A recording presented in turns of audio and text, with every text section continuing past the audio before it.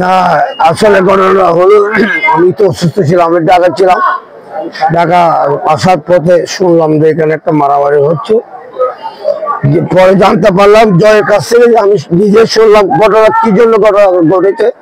জয় বলছে 21শে ফেব্রুয়ারি নিয়ে উনি মেঘাসাগরের পুলে কয়েকজন ছাত্র দলের নেতার সাথে আলোচনা করতেছে।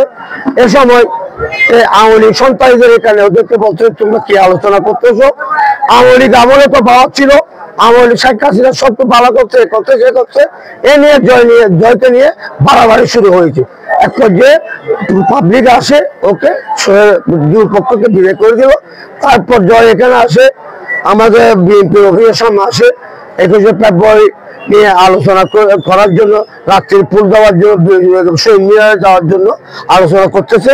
প্রায় 5-6 জন ছেলের সাথে, ছাত্রদল ছেলের সাথে আতঙ্কভাবে ওই সন্ত্রাসীগুলো আসে, ওনাকে গা দিয়ে না দিয়ে অস্ত্র দিয়ে দামা করো বন্দুক টন্দুক নিয়ে অস্ত্র, দেশীয় অস্ত্র বিদেশি অস্ত্র নিয়ে ওরা হামলা করেছে, ওর মাথা বেড়েছে, কান কেটেছে।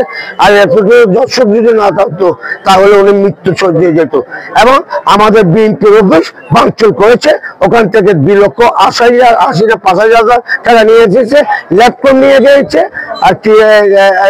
আর জরুরি কাগজপত্র, মূল্যবান কাগজপত্র নিয়ে গিয়েছে।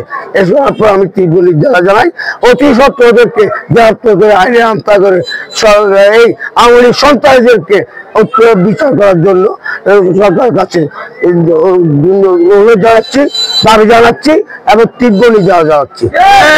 আমরা গণমাধ্যম কর্মীরা দেখতে পেয়েছি যে বেগম জিয়ার ছবিকে ছুড়ে ফেলা হয়েছে, অর্থাৎ এটা নেত্রীর সাথে একটা মানহানিকর অবমাননা হয়েছে বলে আমরা মনে করি। এই ক্ষেত্রে বিএনপি এবং আপনি সাবেক কাউন্সিলর হিসেবে ব্যাপারটি কিভাবে দেখছেন?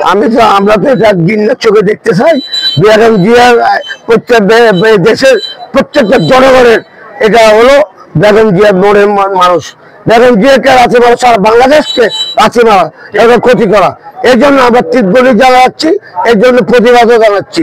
আমরা যেভাবে হোক এই বেগম জিয়াকে, যে এই বেগম জিয়ার এই ছবিগুলোকে আটকাউন করেছে, তার তীব্র নির্দেশ জানিয়ে আমরা প্রতিবাদ জানাচ্ছি। আমরা অতি সত্ত্বর সরকার পুলিশ বাহিনীকে গ্রেফতার করে আইনে আনার জন্য।